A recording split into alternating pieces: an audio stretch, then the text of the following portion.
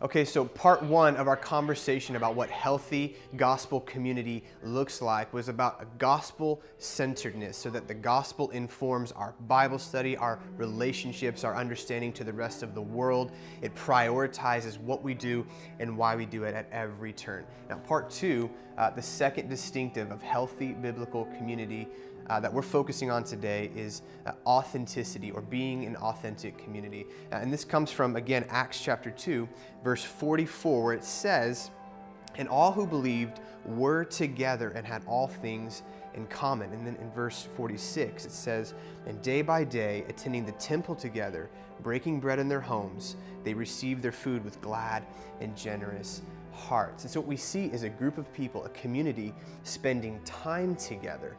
And at the end of this passage, what is described is that the quality of this community drew people who didn't know Jesus, who hadn't heard the gospel yet. It drew them to Christ.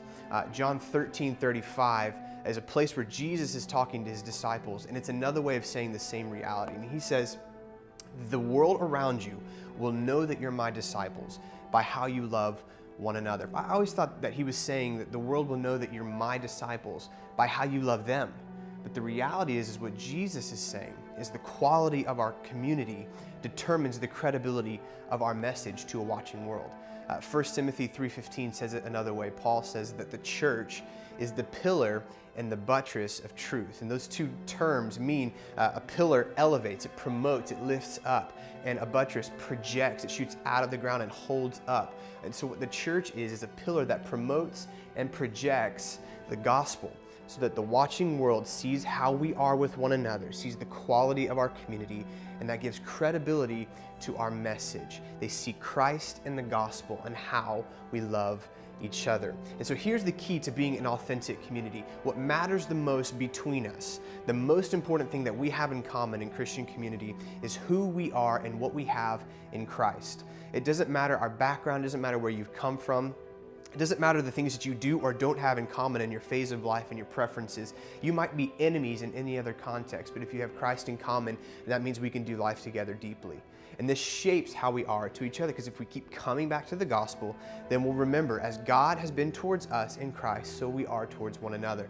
But this takes doing life together deeply, authentically, being honest with one another, being real, and not trying to put on a show. But our communities have to be a safe place to struggle and to be in progress. So here's some words that would describe and define a truly authentic community.